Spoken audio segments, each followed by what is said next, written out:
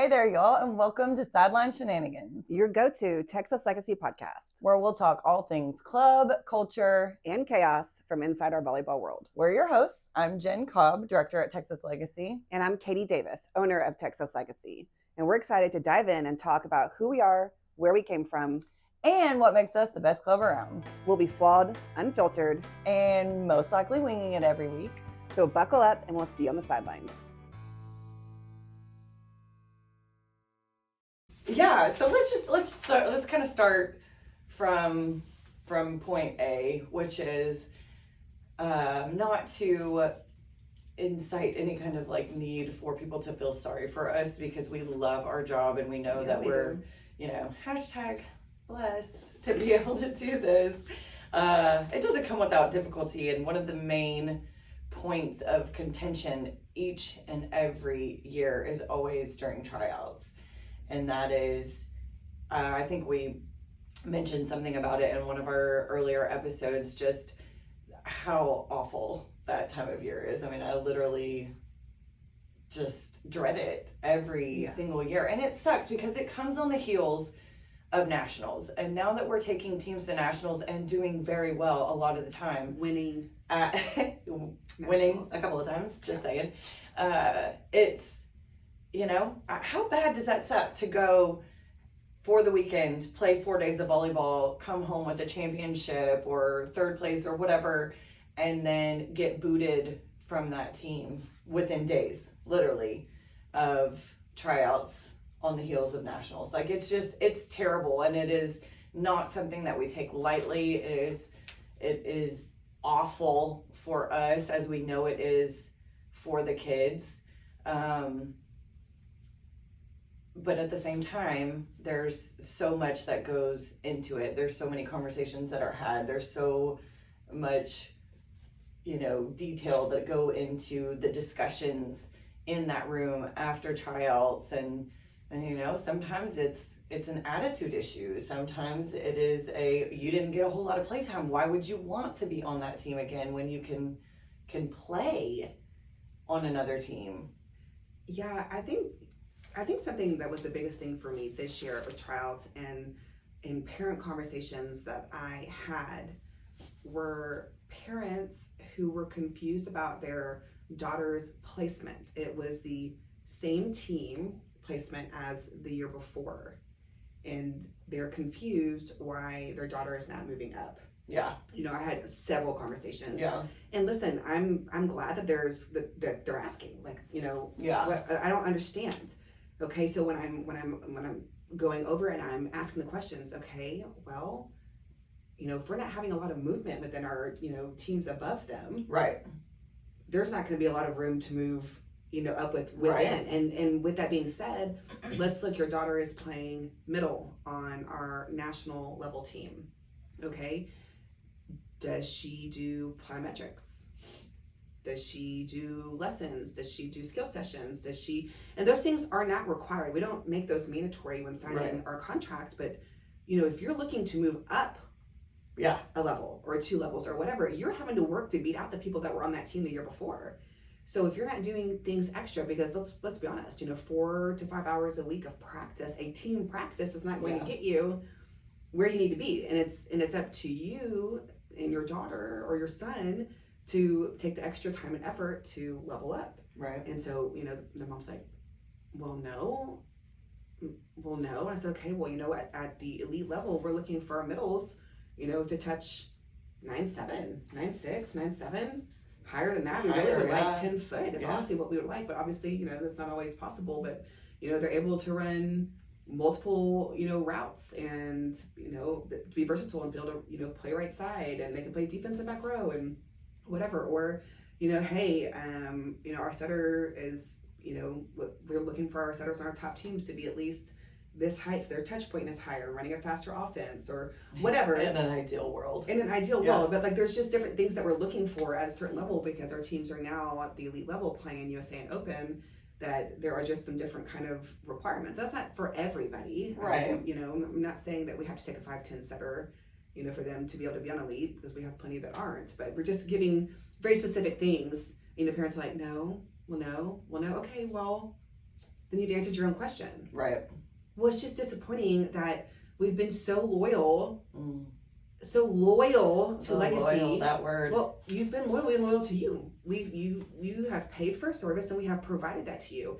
And you just got done telling me how much you love legacy, that your coaching every year has been great. You've never had a bad experience, but you're upset now that for the third year your daughter is on the same level team, but she doesn't do private lessons. She doesn't work out anywhere outside of this. A lot of times they do private lessons. A lot of people do private lessons. Sure, but this that doesn't separate this person, you. this person specifically had not been doing lessons, and that's okay, y'all. I understand that there's financial issues and stuff like that. It is okay, but what I'm saying is, like, there is not a realistic perspective or point of view on what it looks like to beat somebody else out ahead of you. Right. Anyways, so they went on to play for another club, the same level team, lateral move, because their pride. Anyways, I think that was the biggest thing for me this year consistently, is that was a lot of the feedback that we're getting, that people's egos couldn't handle making the same level team as they had made the year before. Right. That they expected, because they've been here, that being here meant that they were going to move up. Right. And we did have a lot of kids who moved up, who worked their butts off, and it paid off, and it showed, and they were able to excel, and that's great. Yeah, I think that's another thing that is very difficult, is this expectation of loyalty being reciprocated in a way that parents have made up in their own heads.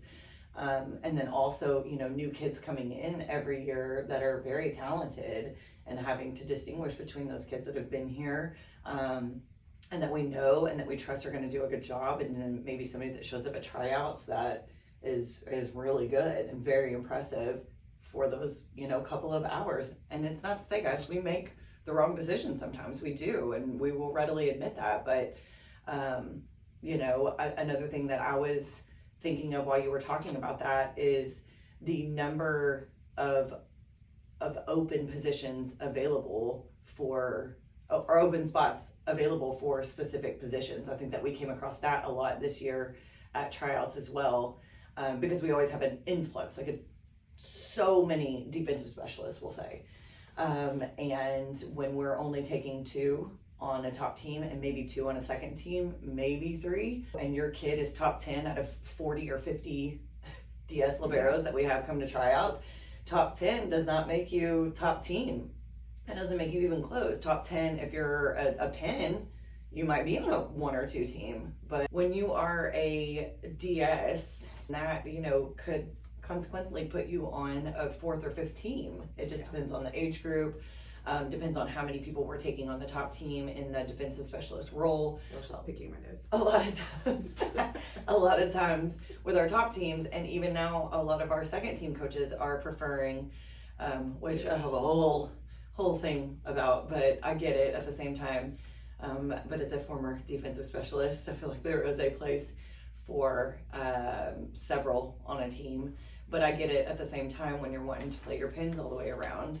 So that's, and that's another thing that coaches look at, or that we look at tryouts, is, do we have 2 pins that are going to be on the floor all the time, so that we're only going to take 2 defensive specialists, and we take a 3rd one and you're probably never going to see the court. And to us as coaches, as directors, our view of that is absolutely put that kid on a second team, or a team, one level down, so that she's getting playtime, so that he's getting playtime. You don't want to place kids on teams for a status symbol. You want to place them for us. Our job is to make these kids better. Right. And if we're putting them on a top team just to fill a spot, or because there's room on the roster, or because we, have to feel some sense of loyalty to them, or whatever people would want to say, it's a waste of their talent, first of all, and it is a waste of an opportunity for them to really truly grow and flourish during that season. If you can be a libero on a second team, or a bench warmer on a top team,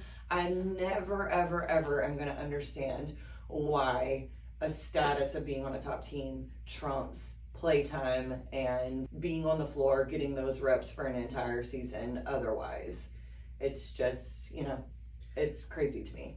It is, and I think that I question as a parent of 3 daughters, what are we teaching our kids in those moments? Because I will tell you, I mean, but you use Kennedy for example. Yeah, let's talk about that. Who went from, since she started playing, being on our top team, if you will, to her 13th year, making, the second team. And that was, could we have put her as a utility on that team, on the top 13th team? Sure. Yeah. But she would have never played. And she wouldn't have grown in a capacity that she needed to grow. She would have gotten good practice reps, but she wouldn't have gotten the game time experience and the leadership experience to really step into a different role. And, it was hard. It was hard for my kid to, her sister's on the top team and director's daughter, Dee Dee, but once she, at that age, I had to explain to her that she might understand that this is, what we think is best for her. And we would never put her in a position that we didn't feel like she could thrive in. And it was the absolute best thing for her. For sure. Physically, mentally, all the things. It was such a great experience. And, I think that a lot of times parents don't want to see their kids hurt. And who does? Yeah, sure. It sucks to see your kids sad and hurt, but it's also our job as a parent to help them navigate those emotions. That it's okay to be sad. It's okay to be upset about it. That's human nature. You want our kids to be bothered by those things because that's the kind of things that are going to push them to be better, right? To work for something differently, to change their mindset about what it looks like or how they're going to accomplish, their goals or whatever. And so I think that parents want to fix the problem instead of helping their kids navigate through it. And that's something I work very, very hard with my kids in open communication is navigating those emotions. And what are we going to do with this? Like, we can't control other people's emotions, reactions, perspective, situation, whatever. This is where we're at, and what are we going to do with it? Yeah. And you handled that like a champ, because this whole conversation, when we started talking about how much easier life is for you because you have kids that play the sport, it actually isn't. And I definitely know and recognize that was a very difficult moment, not only as a coach and a club director, but like for sure as a mom, that you had to help your daughter deal with something that she felt like you had control over. Sure. And so the way that you navigated that, the way that Kennedy handled that was amazing, honestly. And I always tell Katie, like, she's taught me a lot as a mom, how to handle certain things, the way that she deals with her children, in a way that she's not going to sugarcoat things necessarily, but also like let them know that it's all going to be okay, because it is. Like, at the end of the day, it's volleyball. People. It's volleyball. Yeah. And sometimes I think it's very easy to lose sight of that. And obviously, parents pay a lot of money for their kids to play the sport. They want them to have the best possible experience, and we want to give them the best possible experience. Yes, but parents help us help your kids by not having them put their identity in volleyball. Yes. That's I think that's if I'm getting anything across to y'all today is that, because as we go into these stories about parents' behavior and situations that happen, you're putting a lot of stock and energy into making this your child's identity, and it's not. It's part of what develops them into the person that they are, and we're so happy to contribute to that. We want to be a special part of that, part of their journey and part of the growth that gets them there. Obviously there's some negative, and we don't want to do that, but it's just part of life. But their identity is not in volleyball. Yeah, for sure. That's why we work really hard to incorporate our legacy ministry and all of the things that we offer outside of just the game of volleyball, because it's much more important than the physical sport itself. Yeah. And I think that more often than not, that's where Katie has helped me navigate as a parent. Tate, I don't know that he really cares about sports, to be perfectly honest. I think he does it for the social aspect of it.